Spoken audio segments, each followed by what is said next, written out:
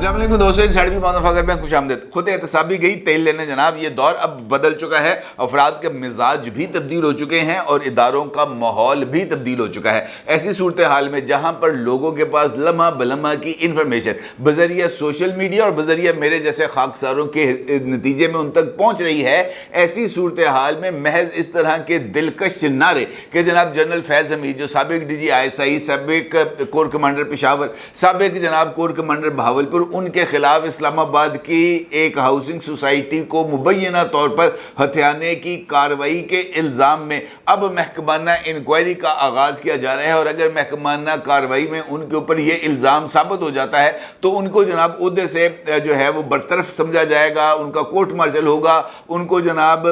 जो रिटायरमेंट के बाद जो पर्क्स एंड प्रिविलेजेस मिलते हैं वो उनको नहीं मिलेंगे। इस तरह की बातों से जनाब अब लोगों को परचाया नहीं जा सकता। लोगों के पास अब फर्स्ट हैंड इंफॉर्मेशन है, लोगों को सब मालूम है कि जनाब जनरल फैज़ हमीद के खिलाफ अब कार्रवाई क्यों हो रही है। क्योंकि अगर ये खुद एहतसाबी का ही मामला होता तो जनरल फैज़ हमीद के खिलाफ कार्रवाई उस वक्त होती जब टॉप सिटी के मालिक की तरफ से चीखो पुकार मचाई गई थी कि जनाब मेरे घर में ISI वाले घुस गए हैं और घर में घुसकर उन्होंने जनाब मुझे मार के मुझे ना सिर्फ दुम्बा बना दिया है बल्कि 4 करोड़ रुपए और 400 तोले सोना भी घर से लेकर चले गए हैं। उस वक्त किसी की तरफ से खुद एहतसाब भी नहीं की गई। अब सबको मालूम है कि हालिया दिनों के अंदर ऐसी कौन सी पेशरफ्त हुई है जिसके नतीजे में जो है वो जनरल फैज़ हमीद के खिलाफ कार्रवाई होना नागुज़ीर था। क्योंकि अगर कार्रवाई ना की जाती तो किसी और शख्स के गुस्से में आने या नाराज होने का एहतमाल था। लिहाजा उस एहतमाल को दूर करने के लिए यह जरूरी था कि एक कार्रवाई को इनिशिएट किया जाता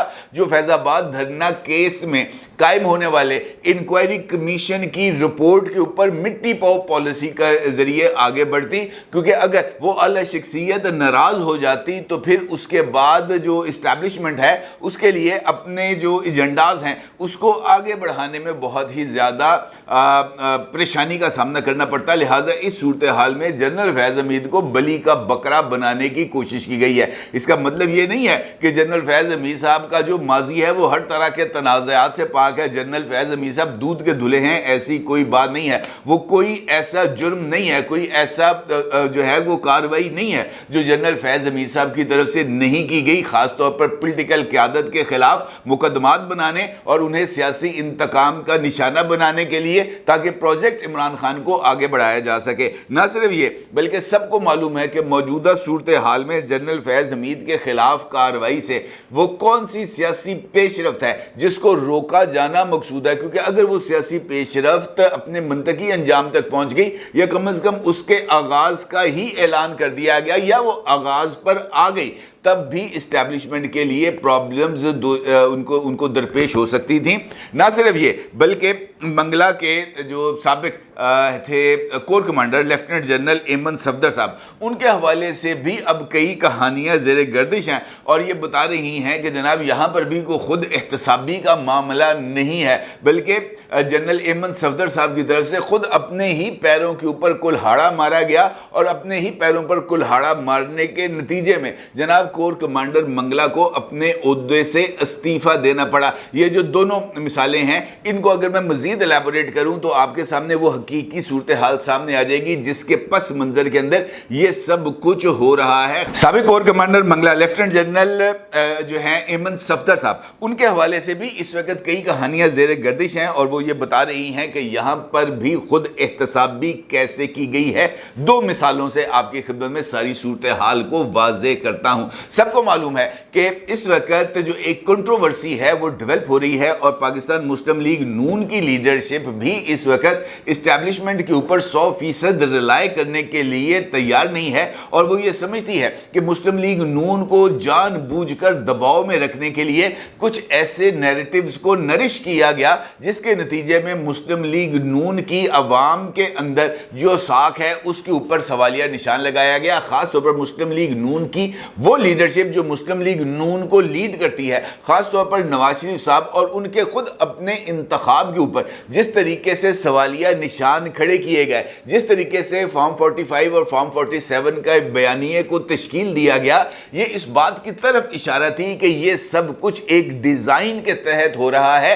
हकीकत के साथ इसका कोई ताल्लुक नहीं। क्योंकि वो तमाम लोग जो लाहौर में मुकीम हैं उनको इस बात का अंदाज़ा था कि इस मरतबा लाहौर के अंदर जो सूरत हाल है वो ज़्यादा सख्त होगी और मुस्लिम लीग नून के लिए लाहौर से मेजॉरिटी सीट्स को जीतना एक बहुत ही मुश्किल टास्क होगा। लेकिन किसी के वहम गुमान में ये बात नहीं थी कि नवाज शरीफ साहब अपने ही हल्का इंतखाब में हार सकते हैं। और ये बात इस तरीके से भी साबित होती है कि खुद नवाज शरीफ साहब के हल्का इंतखाब में उनके नीचे लड़ने वाले दो सूबाई असम्बलियों की सीटें थी, वो दोनों की दोनों मुस्लिम लीग नून जीती है। और इन दो सूबाई असम्बलियों की सीट पर इंतखाब लड़ने वाले पाकिस्तान तहरीक इंसाफ के आज़ाद उम्मीदवारों की तरफ से किसी तरह की भी कोई इंतखाबी उज़रदारी दायर की गई और ना ही इन इंतखाबी नताइज को चैलेंज किया गया। और यह मुमकिन नहीं है कि जो लोग शेर के इंतखाबी निशान पर सूबाई असम्बली में वोट देंगे वो नेशनल असम्बली में नवाज शरीफ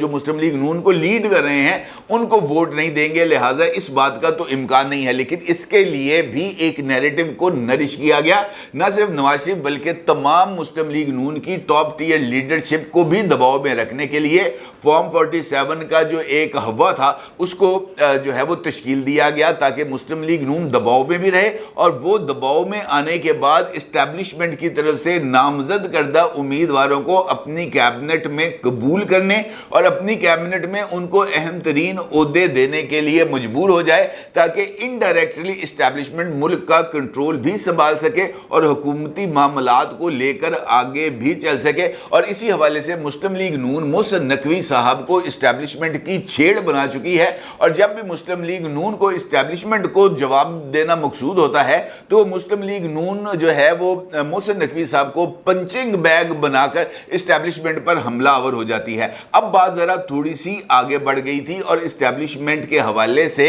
ये बात सामने आ रही थी कि ये जो अभी 6 जजेस के हवाले से खत का मामला है और जो सुप्रीम कोर्ट में ज़ेरे समात है उसके अंदर मुस्लिम लीग नून एक पार्टी के तौर पर खुद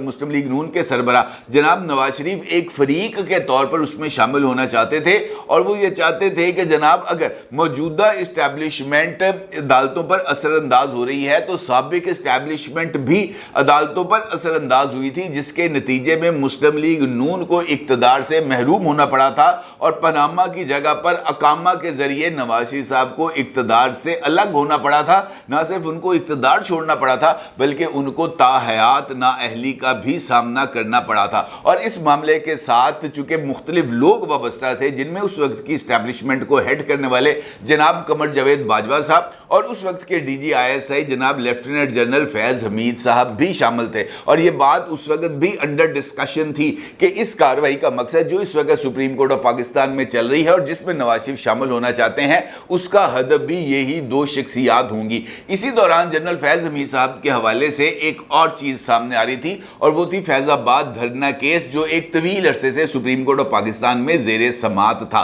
और इसमें इस बात पर किसी को कोई दो राय नहीं थी कि इस कमीशन की रिपोर्ट में जनरल फैज़ हमीद साहब को क्लीन चिट मिलेगी। और वो क्लीन चिट मिली क्योंकि खुद शहबाज शरीफ साहब ने भी इस बात का जिक्र कर दिया कि जनाब मेरे ऊपर किसी का कोई दबाव नहीं था। और उस वक्त के वज़ीर आज़म जनाब शाहिद खाकान अब्बासी साहब ने भी ये जो जिम्मेदारी है उसको ना सिर्फ तस्लीम कर लिया, कबूल कर लिया, बल्कि उन्होंने इस एग्रीमेंट को जो TLP और जनाब उस वक्त की हुकूमत के दरमियान हुआ था उसमें इस बात को तस्लीम कर लिया कि वो सब कुछ उनके ईमा पर हुआ था, उनके कहने पर हुआ था और वो इसकी तमाम जिम्मेदारी को कबूल करते हैं। लिहाजा इस इशू के ऊपर जनरल फैज़ हमीद को किसी तरह की कोई सज़ा नहीं बनती थी। लेकिन चूंकि कुछ लोगों का ये मानना है कि मौजूदा चीफ जस्टिस जनाब जस्टिस काजी फ़ाइज़ ईसा साहब फैज़ाबाद धरना केस के अंदर चूँकि खुद इफेक्टी है और फैज़ाबाद धरना केस का फैसला सादर फरमाने के जुर्म में उनके खिलाफ रेफरेंस फाइल किया गया था। लिहाजा इस सारी कार्रवाई में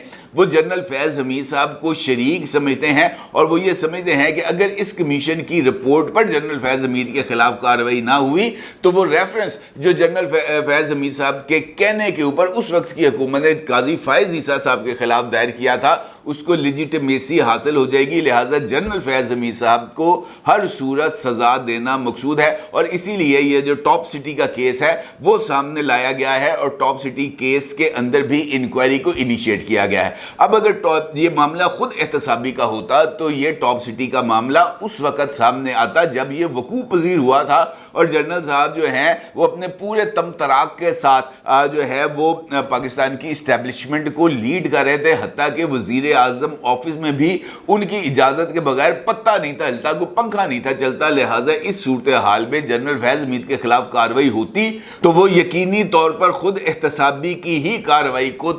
اس کو کنسیڈر کیا جاتا، لیکن موجودہ حالات میں اس کو خود احتسابی کنسیڈر نہیں کیا جا سکتا، کیونکہ یہ جو کارروائی اب ہو رہی ہے یہ بھی سپریم کورٹ آف پاکستان میں جسٹس قاضی فائز عیسیٰ صاحب کی سربراہی میں قائم 3 رکنی بینچ کی ڈائریکشنز پر ہو رہی ہے، جس میں ٹاپ سٹی کے مالک عبد المعیز کی درخواست کے اوپر کارروائی کا آغاز ہوا تھا، اور پھر اس 3 رکنی بینچ نے یہ ڈائریکشن دی تھی کہ جناب آپ متعلقہ فورم سے رجوع کریں اور بذریعہ وزارت دفاع GHQ سے رابطہ کریں، اور GHQ سے کہیں کہ وہ اس معاملے کی انکوائری کرے، جس پر اب GHQ نے اس انکوائری کمیٹی کو انیشیٹ کر دیا ہے، لہٰذا اس کے اندر خود احتسابی کا دور دور تک کوئی عمل دخل نہیں۔ دوسری جانب یہ بات بھی اس وقت زیر گردش ہے کہ corps commander Mangla lieutenant general Aiman Safdar sahib بھی خود احتسابی کے عمل کا شکار ہو گئے ہیں، اور ان کو جو ہے chief of army staff general Asim Munir صاحب کو تنقید کا نشانہ بنانے پر ان کے خلاف کارروائی کی گئی ہے، اور جناب ان سے استعفیٰ لیا گیا ہے،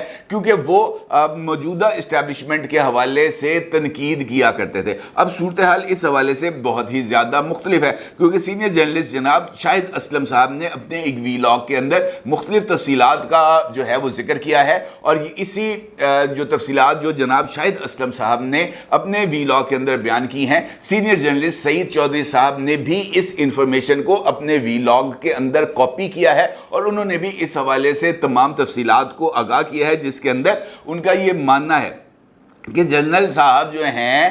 یہ بینیفیشری تھے، اس وجہ سے یہ کور کمانڈر لگے تھے کہ جناب سابق جو آرمی چیف تھے وہ جاتے جاتے تقریباً 12 میجر جنرلز کو ترقی دے کر لیفٹیننٹ جنرل بنا چکے تھے، حالانکہ روایات کے مطابق آؤٹ گوئنگ جو آرمی چیف ہے وہ پروموشنز نہیں کرتا اور وہ سیٹس کو خالی رکھتا ہے تاکہ انکمنگ جو آرمی چیف ہے وہ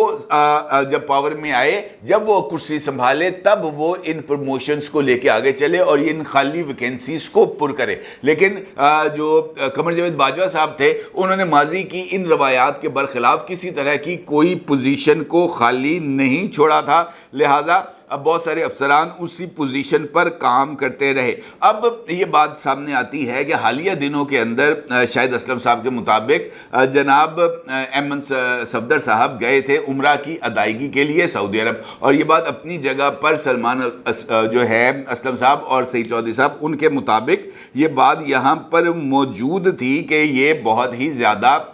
تنقید کرتے تھے موجودہ اسٹیبلشمنٹ کے رول پر، اور ان کا یہ ماننا تھا کہ ان کو اس وقت GHQ کے اندر چیف آف جنرل سٹاف کے عہدے پر اپوائنٹ کیا جائے، جن کو اس مرتبہ نظر انداز کیا گیا تھا، اور حالیہ ترقیوں کے اندر جنرل ایمن صفدر کی اس خواہش پر کہ ان کو چیف آف جنرل سٹاف تعینات ہونا چاہیے، ان کو تعینات نہیں کیا گیا، کیونکہ جنرل ایمن صفدر یہ سمجھتے تھے کہ وہ جس وقت موجودہ چیف آف آرمی سٹاف کی ریٹائرمنٹ کا وقت آئے گا تو یہ بھی سینئر ججز کے اس پینل میں شامل ہوں گے جنہوں کا انتخاب ہونا ہوگا بطور آرمی چیف، اور جناب جنرل ایمن صفدر صاحب اس وقت سینیارٹی لسٹ میں 4تھے نمبر پر ہوتے اور ان کو بطور آرمی چیف کنسیڈر کیا جانا تھا۔ لیکن اسی دوران انہوں نے اپنے لیے فیوچر آرمی چیف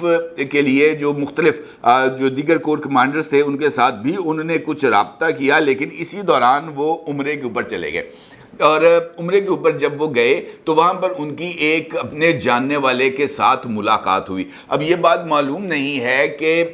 جس جگہ پر یہ ملاقات ہوئی وہ ملاقات بگڈ تھی، وہ کمرہ بگ تھا، یا جو ملاقات کرنے کے لیے گئی تھی شخصیت اس نے جنرل ایمن صفدر کے ساتھ ہونے والی تمام تر گفتگو کو ریکارڈ کر لیا اور وہ ریکارڈنگ GHQ میں بھجوا دی، کیونکہ اس میٹنگ کے اندر جو کہ جنرل ایمن صفدر صاحب کے ساتھ ہوئی تھی اس میں موجودہ chief of army staff general Asim Munir صاحب کے حوالے سے بہت ہی زیادہ سخت زبان بھی استعمال کی گئی تھی، اور یہ بات کہی گئی تھی کہ جناب اس وقت فوج اور عوام میں جو کشیدگی ہے اس کی وجہ حافظ صاحب ہی ہیں، اور پھر انہوں نے اس کے ساتھ کچھ لوگوں کی تعریفیں بھی کر دیں، اور جنرل صاحب کے اوپر یعنی آرمی چیف کے اوپر انہوں نے بہت ہی زیادہ تنقید کی۔ جب وہ عمرے سے واپس آتے ہیں تو اس وقت تک یہ ریکارڈنگ جی ایچ کیو میں پہنچ چکی ہوتی ہے۔